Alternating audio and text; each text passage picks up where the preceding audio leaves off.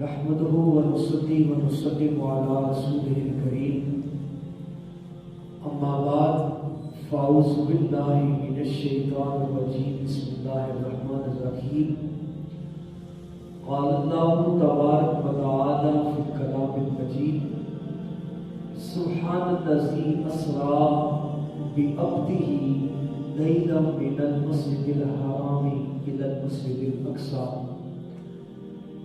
وباركنا حوله لنريه من آياتنا إنه هو السميع البصير آمنت بالله صدق الله مولانا العظيم وصدق رسوله النبي الكريم الأمين صدق الله العظيم اللهم صل على سيدنا مولانا محمد وبارك وسلم عليه الصلاة والسلام عليك يا سيدي يا رسول الله وعلى آلك وأصحابك يا حبيب الله.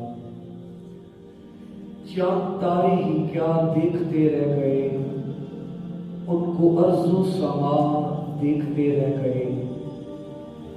چاند تارے ہی کیا دیکھتے رہ گئے، ان کو ارض و سما دیکھتے رہ گئے. ہم درے مصطفیٰ دیکھتے رہ گئے، نور ہی نور تھا دیکھتے رہ گئے. وہ امامت کی شب وہ صفے انبیاء، وہ امامت کی شب وہ صفے انبیاء مقتدی مقتدا دیکھتے رہ گئے، ان کو ارض و سما دیکھتے رہ گئے. وہ گئے عرش تک اور روح الامین سدرۃ المنتہا دیکھتے رہ گئے، ان کو ارض و سما دیکھتے رہ گئے. اور مرحبا شان معراج ختم الرسول سب کے سب انبیاء دیکھتے رہ گئے. تمام تعریفیں اور حمد و ثنا اللہ جل مجدہ الکریم کی ذات بابرکات کے لیے جو خالق کائنات بھی ہے اور مالک ششتہات بھی. اللہ جل وعلا کی حمد اور حضور رسالت پاک صلی اللہ علیہ وآلہ وسلم کی حضور ناز میں ہدیہ درود و سلام پیش کرنے کے بعد انتہائی واجب الاحترام برادران اسلام السلام علیکم ورحمۃ اللہ تعالی. پچھلے جمعہ المبارک سے معراج پاک صلی اللہ علیہ وآلہ وسلم کے عنوان سے ہم نے گفتگو کا آغاز کیا تھا، تو آج اسی سلسلے کو آگے بڑھائیں گے. اللہ رب العزت کی حضور دعا ہے کہ اللہ میری زبان کو سچائی کا نور عطا فرمائے اور ہم سب کو حضور علیہ السلام کی ذات کا سچا عشق نصیب فرمائے. برادران اسلام، نبوت کا 12واں سال تھا جو طالب اور مطلوب کی ملاقات کا سال تھا. حضور نبی کریم علیہ السلام کی عمر مبارک 51 برس 4 مہینے اور 19 دن ہو گئی تھی. آقا کریم علیہ السلام حضرت ام ہانی رضی اللہ تعالی عنہ کے گھر تشریف فرما تھے. میں بھی اس طرح تھے، حضور آرام فرما رہے تھے.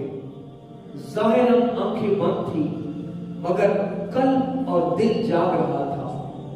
حضور نبی کریم صلی اللہ علیہ وآلہ وسلم کے چہرے پاک سے نور چھن چھن کر ماحول کو منور کر رہا تھا اور زلف معنبر سے خوشبو بھینی بھینی اٹھ رہی تھی جو ماحول کو معطر کر رہی تھی. اللہ کے نبی صلی اللہ علیہ وآلہ وسلم میں بھی اس طرح تھے کہ اللہ کی قدرت سے صدا بلند ہوتی ہے کہ زمانے کی حرکت کو روک دیا جائے، دنیا کے نظام کو روک دیا جائے. یہ چاند سورج کا جو گردش اور سفر ہے اسے روک دیا جائے. صدا بلند ہوتی ہے کہ چاند سورج کی گردش کو روک دیا جائے. رضوان جنت کو حکم ہوتا ہے کہ جنت کی حوریں آراستہ اور پیراستہ ہو جائے. ملائکہ کو حکم ہوتا ہے کہ عرش معلیٰ پر نور کی محراب بنائے جائے. حضرت جبریل کو حکم ہوتا ہے کہ جبریل تم ہدایت کا پرچم اٹھاؤ. میکائیل علیہ السلام کو حکم ہوتا ہے کہ تم قبولیت کا علم لہراؤ. حضرت اسرائیل کا حکم ہوتا ہے کہ اسرائیل آج کی شب کسی کی روح قبض نہیں کرنی. اور حضرت اسرافیل کو حکم ہوا کہ آج تم نے سورہ اسرافیل کو ہاتھ نہیں لگانا. فرشتے سہم گئے اور عرض کی پروردگار کیا آج قیامت آنے والی ہے جو اتنا اہتمام ہو رہا ہے؟ تو اللہ کی قدرت جواب دیتی ہے نہیں نہیں، آج قیامت نہیں آنے والی بلکہ آج میری یار کی سواری آنے والی. میرا نبی میرے پاس تشریف لانے والا ہے. اللہ کے نبی صلی اللہ علیہ وآلہ وسلم حضرت ام ہانی کے گھر تشریف فرما ہے اور بڑا خوبصورت نقشہ کھینچا. ایک شاعر ہے کہتے ہیں کہ خواب راحت میں تھے ام ہانی کے گھر، خواب راحت میں تھے ام ہانی کے گھر، آ کے جبریل نے یہ سنائی خبر، چلیے چلیے شہنشاہ وعدہ گوہر، حق کو شوق لگا آج کی رات ہے، جاگو جاگو شہنشاہ دنیا ہوتی، اٹھو اٹھو ذرا لا مقام کی مکی، دیکھو دیکھو یہ حاضر ہے روح الامی، روح تم پر فدا آج کی رات ہے. اللہ تعالیٰ نے حضرت جبریل علیہ السلام کو حکم دیا اے جبریل یا جبریلو انزل الی دار الدنیا، دنیا میں اتر جاؤ، وَاذْهَبْ الی مکہ الی الحجاز، حجاز کی وادی میں اترو، وہاں پر بنی ہاشم نام کی ایک گھاٹی ہے جس گھاٹی میں ایک محلہ ہے اور اس محلے میں ایک گھر ہے، اس گھر میں ایک فرش ہے اور اس فرش پر وَعَلَىٰ تِلْكَ الصُّفْحَةِ يَتِيمٌ مُتَّجِعٌ غَيْرُ نَائِمٍ مُتَدَثِّرٌ بِكَسَائِمٍ وَمِنْ بَرِّ الْجَمَالِ، اور اس فرش پر ایک یتیم مدثر کی چادر میں اپنے حسن و جمال کو چھپا کر بیٹھا ہے، اسے جا کر میرا پیغام.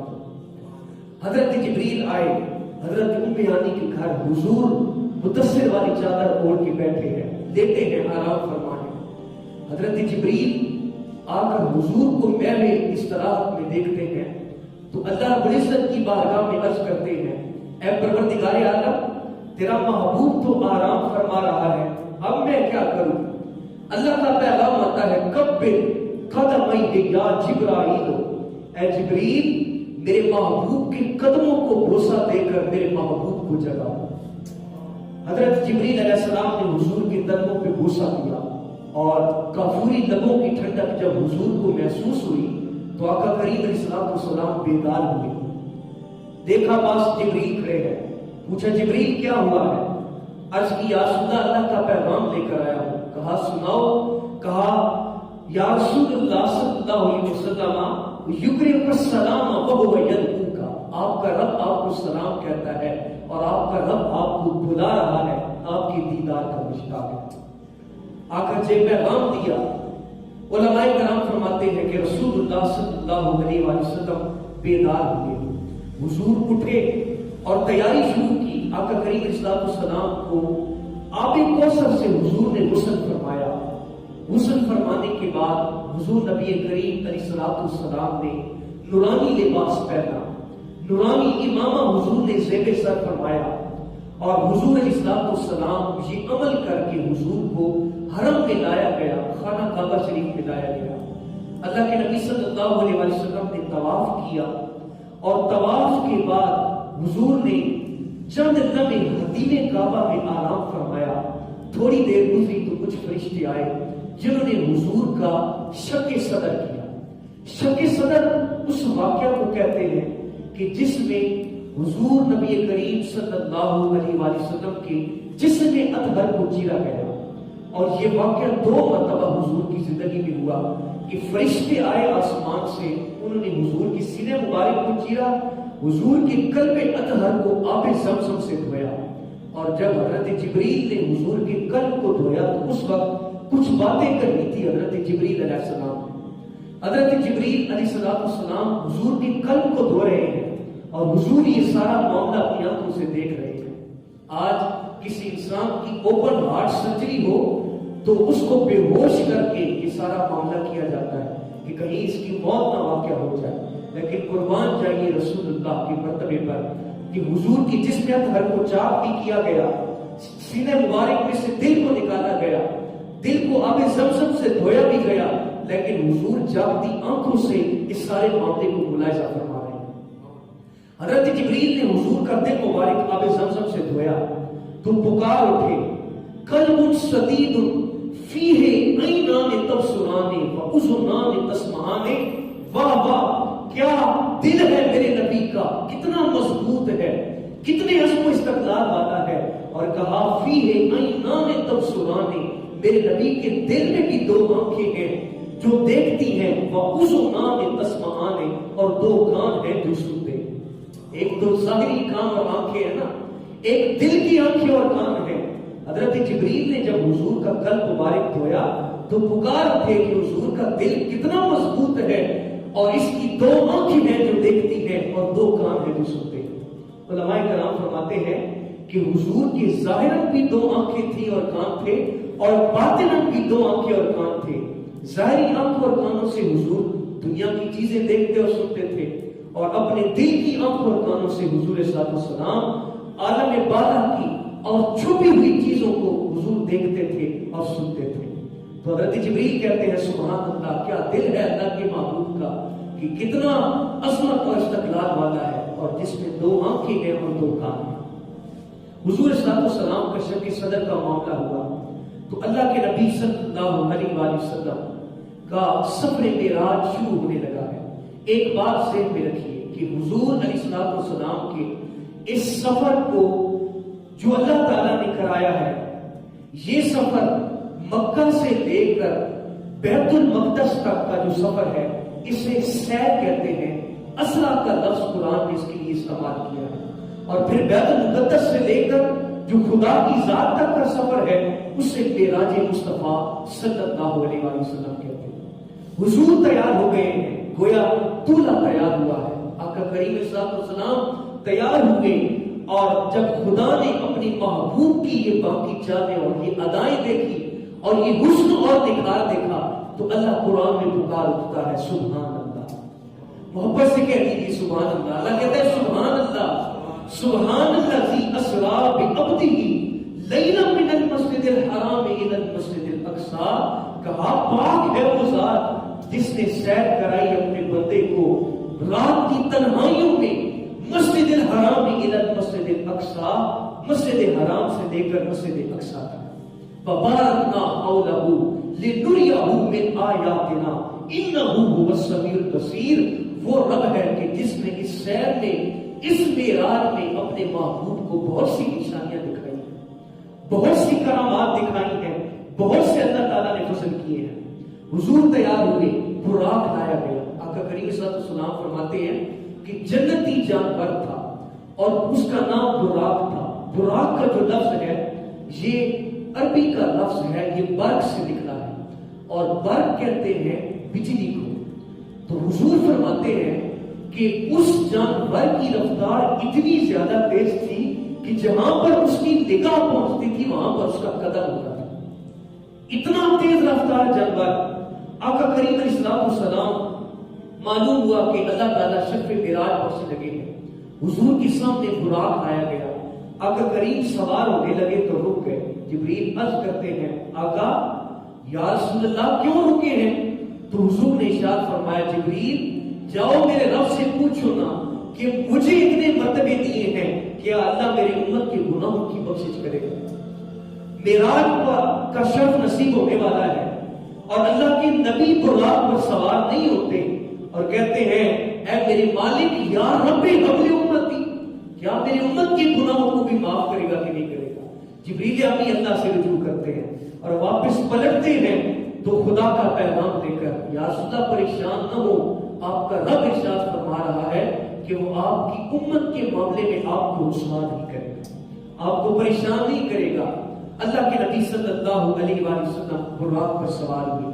حضور فرماتے ہیں حضرت جبریل نے رکاب تھامی ہے اس جانور کی، سفر شروع ہوا تو تھوڑا سا سفر طے ہوا تھا کہ اللہ کے نبی صلی اللہ علیہ وآلہ وسلم فرماتے ہیں قافلہ رکا، 70,000 فرشتے حضور کے دائیں بائیں جانب جمع تھے، جو تسبیحات پڑھ رہے تھے، رکا قافلہ، اور جبریل عرض کرتے ہیں یا رسول اللہ صلی اللہ علیہ وسلم، حضور یہ جو جگہ نظر آ رہی ہے یہاں پر رک کر آپ نوافل ادا کریں۔ آقا کریم فرماتے ہیں وہاں پر ہر جگہ پر کھجوروں کے درخت نظر آ رہے تھے، کھجوروں کے بڑے بڑے درخت تھے۔ میں نے وہاں پر نماز پڑھی اور واپس آیا، سفر دوبارہ شروع ہوا تو جبریل عرض کرتے ہیں آقا کہ آپ جانتے ہیں کہ آپ نے کس جگہ پر نماز پڑھی ہے؟ حضور نے فرمایا نہیں۔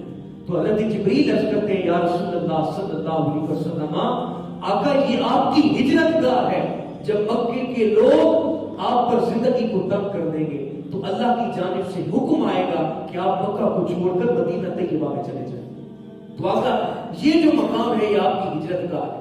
حضور فرماتے ہیں پھر سفر شروع ہوا، تھوڑا سا سفر طے کیا تھا کہ حضرت جبریل پھر رکے اور عرض کی یا رسول اللہ صلی اللہ علیہ وسلم، حضور اس جگہ پر بھی اتر کر 2 رکعت نماز نفل ادا کی تھی۔ حضور فرماتے ہیں میں نے نفل پڑھے اور میں نے جبریل سے پوچھا جبریل یہ کون سا مقام ہے؟ تو ارشاد فرق ہوتا ہے، عرض کرتے ہیں آقا یہ حضرت موسیٰ علیہ السلام کا درخت ہے، اس کی نسبت حضرت موسیٰ علیہ السلام کے ساتھ ہے، اور اللہ کا حکم تھا کہ آپ نے یہاں پر بھی رک کر 2 رکعت نماز نفل ادا کرنی ہے۔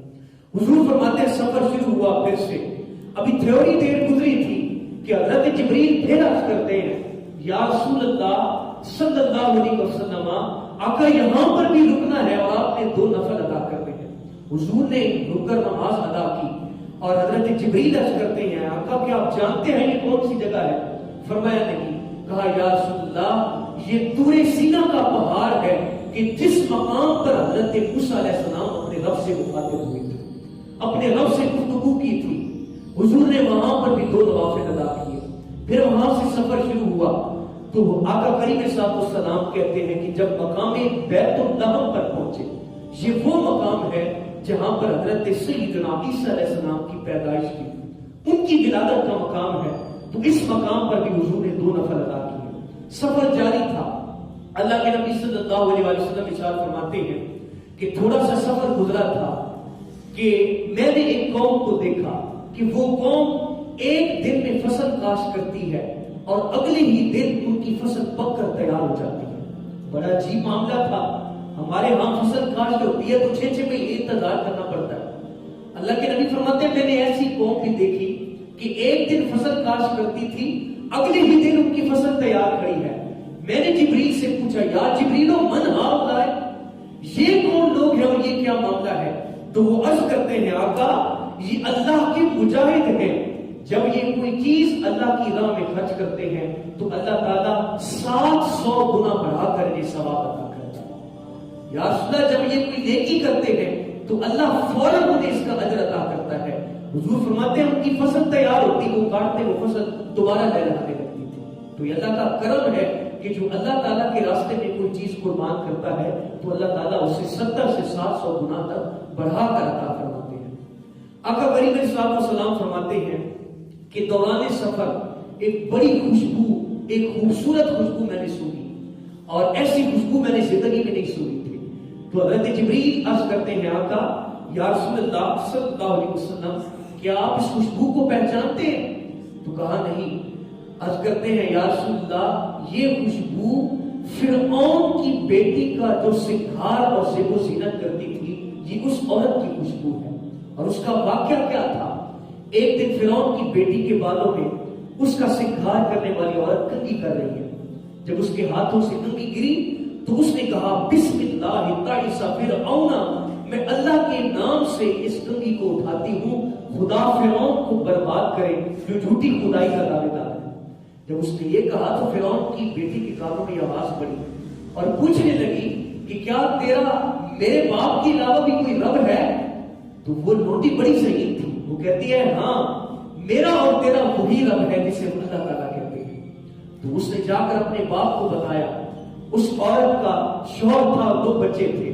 فرعون نے ان تینوں کو اپنے دربار میں بلایا اور کہا تمہیں مہلت دیتا ہوں، مجھے اپنا خدا مانو ورنہ تم سب کو یہیں پر زندہ دفن کر دوں گا۔ جب اس نے یہ کہا تو وہ عورت آگے سے کہتی ہے احسانا منکا ان قتلتنا ان تجعلنا فی بیتے، اگر تو ہم پر یہ احسان کر دے تو تیرا بڑا بھلا ہو، ہمارے لیے اس سے بہتر کیا ہو سکتا ہے کہ خدا کے نام پر ہماری جانیں قربان ہو جائیں۔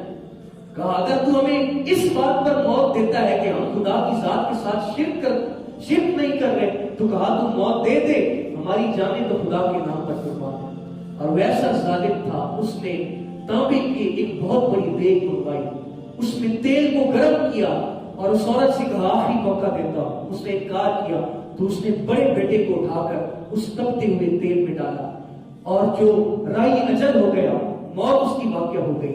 اب وہ پھر پوچھتا ہے کہ اگر تو مجھے اپنا رب نہیں مانتی تو پھر تیرے دوسرے بیٹے کو بھی ڈال دو۔ اس کا دوسرا بیٹا چھوٹا تھا، شیر خوار تھا، دودھ پیتا بچہ تھا، تو اس نے کہا میں نہیں مانوں گی۔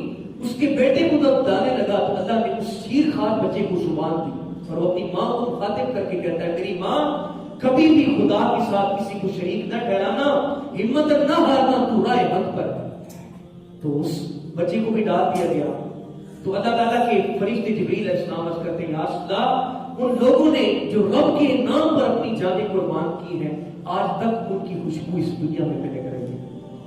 آقا کریم علیہ السلام فرماتے ہیں سفر یوں ہی جاری ہوا، راستے میں حضور نے ایک ایسی قوم دیکھی۔ آقا فرماتے ہیں کہ میں نے ایک قوم دیکھی کہ پتھر کے ساتھ جن کے سروں کو کوٹا جا رہا تھا، پتھر مارتا تھا فرشتہ، سر کچل دیا جاتا، جب دوبارہ پتھر آتا تو پھر سر سلامت ہوتا، بار بار یہ عمل ہو رہا ہے۔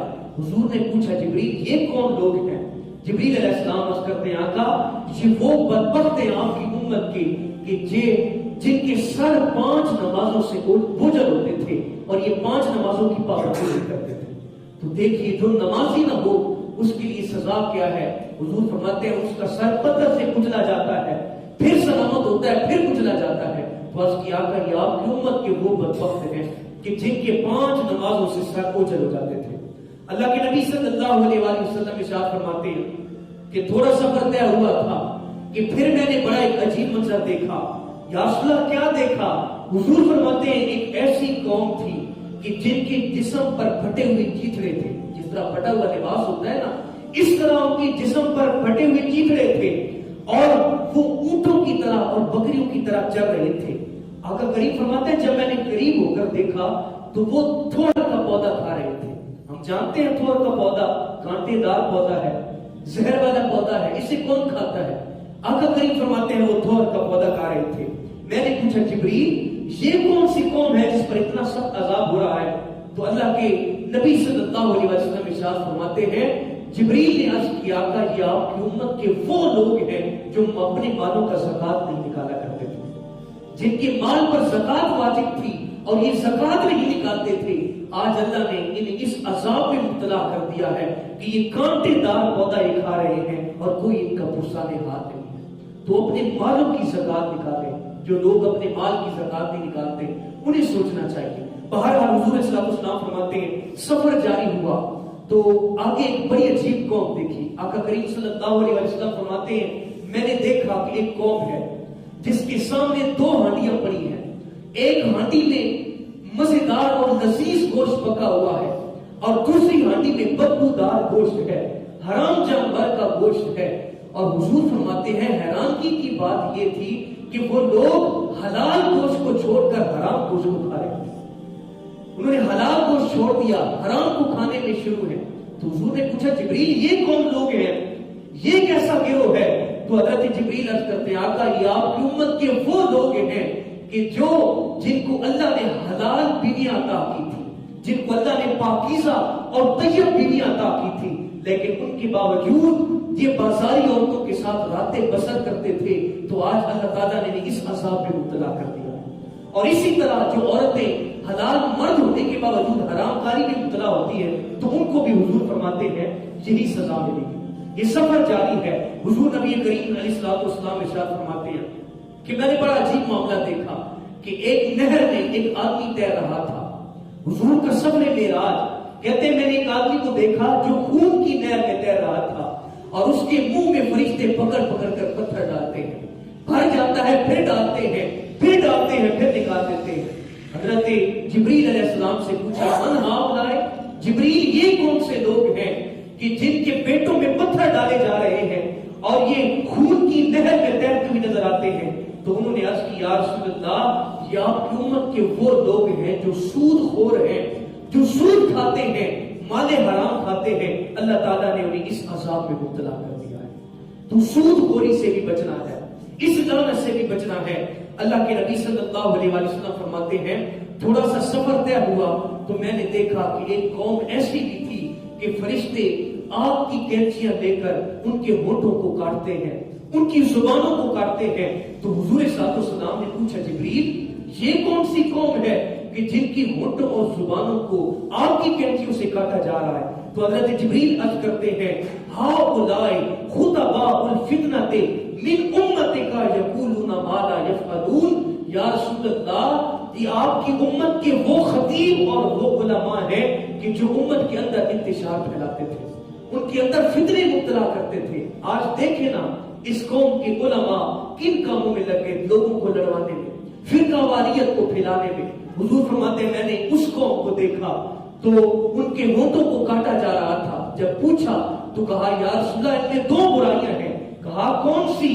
عرض کی آقا ایک تو یہ لوگوں میں فتنہ مبتلا کرتے ہیں اور دوسری برائی یہ ہے کہ جو بات یہ خود کہتے ہیں اس پر عمل نہیں کرتے تھے. آج اللہ تعالیٰ نے انہیں اس عذاب میں مبتلا کر دیا. تو عام بندے ہی نہیں علماء بھی اللہ تعالیٰ کی پکڑ میں ہے. اور رسول کریم صلی اللہ علیہ وسلم فرماتے ہیں قیامت کے دن سب سے پہلے جن لوگوں کو اللہ تعالیٰ جہنم میں ڈالے گا ان میں سے سب سے پہلے جو لوگ ہوں گے وہ بے عمل علماء ہوں گے. وہ بے عمل علماء ہوں گے جو امت میں انتشار پھیلاتے ہوں گے, فتنے پھیلاتے ہوں گے اور جو خود لوگوں کو بتاتے ہیں اس پر عمل نہیں کرتے. تو کہا ایسے لوگوں کو اللہ تعالیٰ قیامت کے دن اس عذاب میں مبتلا کرے گا. آخری بات عرض کرتا چلو, میرے آقا صلی اللہ علیہ وسلم فرماتے ہیں کہ سفر جاری تھا کہ میں نے ایک لکڑی کو دیکھا اور وہ لکڑی ایسی عجیب تھی کہ جس کے پاس سے اگر کوئی گزرتا تھا تو اس کے کپڑے خود ہی کھینچ کر پھاڑ دیتی تھی. بڑا عجیب منظر ہے کہ ایک بے جان شے ہے, حضور فرماتے ہیں کوئی اس کے پاس سے گزرتا ہے وہ اس کے کپڑے کھینچ کر پھاڑ دیتی ہے. تو کہا یہ کون لوگ ہیں؟ من ہؤلاء یا جبریل, اے جبریل یہ کون لوگ ہیں؟ تو عرض کرتے آقا یہ آپ کی امت کے وہ لوگ ہیں جو راستوں پر کچہریاں بنا کر بیٹھتے ہیں. لوگوں کی خواتین گزرتی ہیں, لوگ گزرتے ہیں تو ان پر تانے کستے ہیں, ان پر باتیں کرتے ہیں. آج دیکھیں نا ہمارے گلی محلوں میں ٹولیاں بنا کر لوگ بیٹھے ہوتے ہیں, آنے جانے والوں کی برائیاں کر رہے ہوتے ہیں. تو کہا آقا یہ لکڑی وہ لوگ ہیں کہ جو راستے سے گزرنے والوں کی برائیاں کرتے ہیں, ان پر آوازیں کستے ہیں, ان کی عزتیں تار کرتے ہیں. تو یا رسول اللہ صلی اللہ علیہ وسلم یہ آپ کی امت کے یہ وہ بدبخت لوگ ہیں, قیامت کے دن اللہ انہیں بھی بڑے عذاب میں مبتلا کرے گا. تو ایسے عمل سے بھی بچے کہ گلی کوچوں میں بلا وجہ بیٹھ کر لوگوں پر تان و تشنیع نہ کرے, لوگوں کی غیبتیں مت کرے. میرے آقا نے دیکھا, میں نے ایک ایسی قوم بھی دیکھی تھی کہ جن کے ناخن تانبے کے بنے ہوئے تھے اور وہ اپنے جسموں کو چھین رہے تھے, جسم کاٹ رہے تھے, چہروں کو کاٹ رہے تھے اپنے ناخنوں سے. حضور نے پوچھا یہ کون ہے؟ کہا آقا یہ وہ بدبخت لوگ ہیں جو لوگوں کی پیٹھ کے پیچھے اس کی برائیاں بیان کرتے تھے, ان کی غیبتیں کرتے تھے. افسوس کہ ہماری آج کوئی مجلس غیبت سے پاک نہیں ہوتی, جھوٹ سے پاک نہیں ہوتی. تو اللہ کے نبی فرماتے ہیں جو غیبت کرتا ہے قیامت کے دن اس کے تانبے کے ناخن ہوں گے اور اپنے جسم کو ان ناخنوں سے کاٹ رہا ہوگا. تو اس لیے یہ معاملہ بڑا سخت ہے اور یہ سفر معراج ہے حضور کا.